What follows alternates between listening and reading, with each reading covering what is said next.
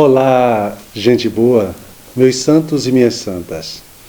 Celebramos hoje o 14º domingo do tempo comum.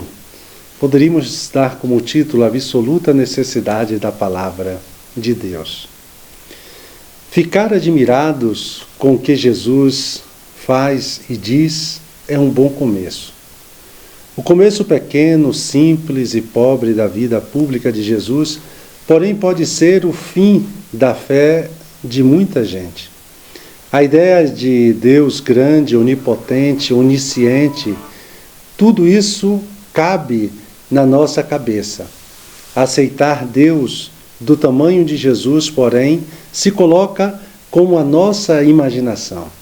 É aí que tropeçamos. Vejam, Jesus volta para a sua pátria.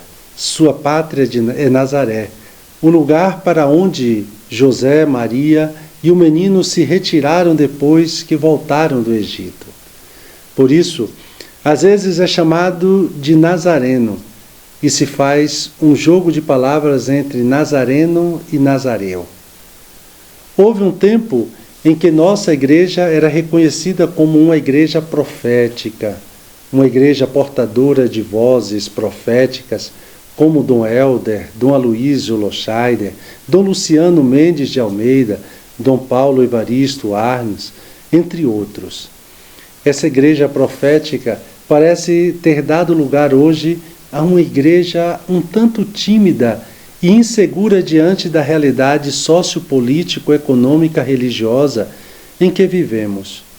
Mas essa ausência de profetismo não se faz sentir somente em nossa igreja. Ela parece ser a marca do nosso tempo, um tempo em que os grandes sonhos e as grandes esperanças de transformação social deram lugar à mera luta pela sobrevivência e à absoluta e à busca individual do bem-estar.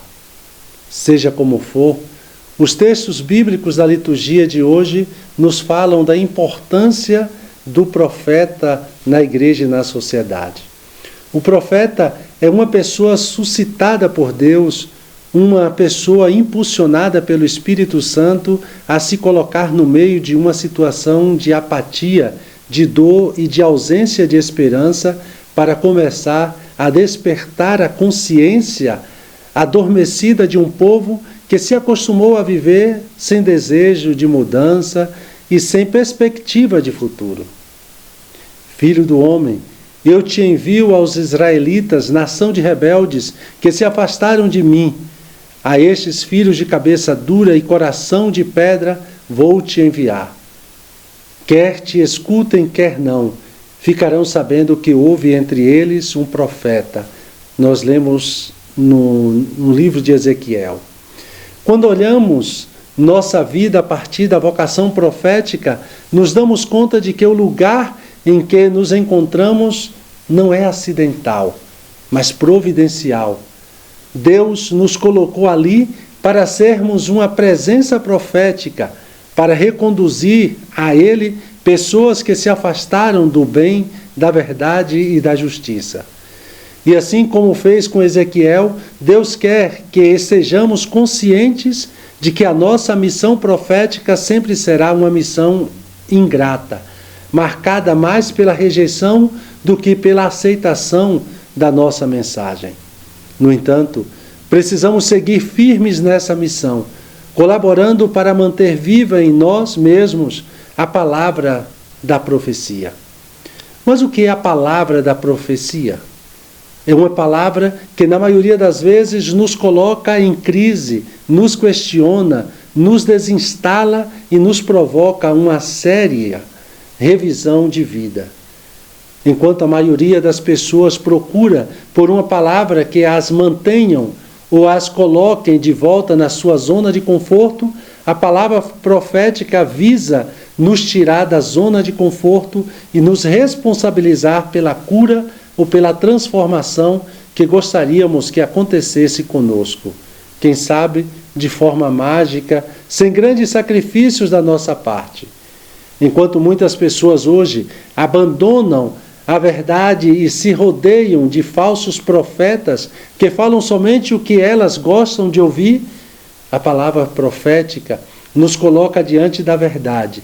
A verdade que não gostamos de ouvir, mas que precisamos ouvir se queremos ser libertos e salvos.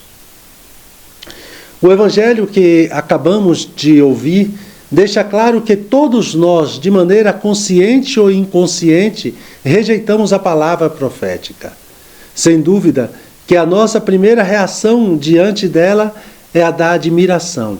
No entanto, a admiração por si só não provoca mudança, conversão, cura e salvação em ninguém. Depois de terem sido impactados pela palavra profética de Jesus, os nazarenos passaram a questioná-lo. Nós conhecemos muito bem esse questionamento. Quando alguém nos diz uma verdade que não estamos a fim de ouvir, normalmente procuramos desautorizar a pessoa com perguntas do tipo: quem você pensa que é para me dizer isso? O que você sabe a respeito da minha vida para me falar isso? Quem a igreja pensa que é para me dizer como eu devo educar meu filho, lidar com a minha sexualidade ou conduzir a minha vida financeira? A igreja tem que cuidar do espiritual e não ficar opinando a respeito de política e de economia. É preciso dizer novamente, não há uma pessoa que não se sinta incomodada com a verdade da palavra profética. Por isso, ao invés de voltarmos a nossa agressividade para o profeta, seja ele um médico, um psicólogo, um padre, um pastor, um amigo, a igreja, o melhor que temos a fazer é nos questionar. Por que o que ele ou ela disse me incomodou tanto? Se incomodou, é porque certamente tem um fundo de verdade. O Evangelho deixa claro que rejeitar a verdade da palavra profética significa perder a oportunidade de mudar, de crescer, de se libertar. Significa jogar fora a cura, o milagre, a transformação que tanto estávamos desejando e esperando. E Jesus ali não pôde fazer milagre algum. E admirou-se com a falta de fé deles. É mesmo de admirar como a nossa geração se melindra e se sente ofendida quando escuta a verdade. É mesmo de admirar como facilmente deletamos dos nossos contatos toda pessoa que fala aquilo que não queremos ouvir. É mesmo de admirar como a nossa fé é feita de caprichos e resiste a mudanças e questionamentos. É mesmo de admirar como não falamos a verdade para as pessoas porque não queremos magoá-las e, consequentemente, correr o risco de perder o afeto delas. É mesmo de admirar como nossa palavra não tem credibilidade porque nós somos os primeiros a não sustentá-la diante de uma crítica ou de uma rejeição ao que dissemos. Enfim, é mesmo de admirar que para nós seja mais importante ter a aprovação das pessoas, termos tantos seguidores e seguidoras, do que a aprovação de Deus, o Deus da verdade, cuja palavra é a única fonte de salvação.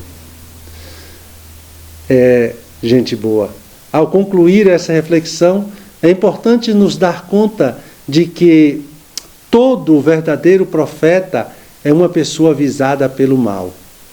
Alguém que luta contra o mal e sente a ação do mal em si mesmo. Mas por quê? Porque Deus escolheu para a missão profética não anjos, mas pessoas humanas, expostas ao mesmo mal que atinge a humanidade.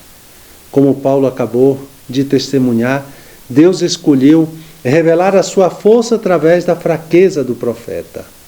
Além disso, Paulo entendeu que Deus escolheu não anular as fraquezas humanas do profeta, porque ele sabe que pior do que as fraquezas e ambiguidades humanas, aquilo que mais faz mal ao profeta é o risco de presunção, o risco de arrogância, da autossuficiência, do achar-se pronto. E assim, dando continuidade então a esse nosso momento de oração, então me coloco na presença de Deus como de costume. E recolho-me imaginando o lugar. E aqui é para imaginar Jesus ali em Nazaré, na sinagoga, durante o culto sabático. Depois peço ao Senhor aquilo que quero, para não me escandalizar, porque a sabedoria e a força de Deus estão no pobre, naquele pobre carpinteiro de Nazaré. E peço a fé na humildade de Jesus, que é também a nossa salvação. E buscando tirar proveito, olho e escuto as pessoas, quem são, o que elas dizem e o que elas fazem. Um santo e abençoado domingo para todos e todas.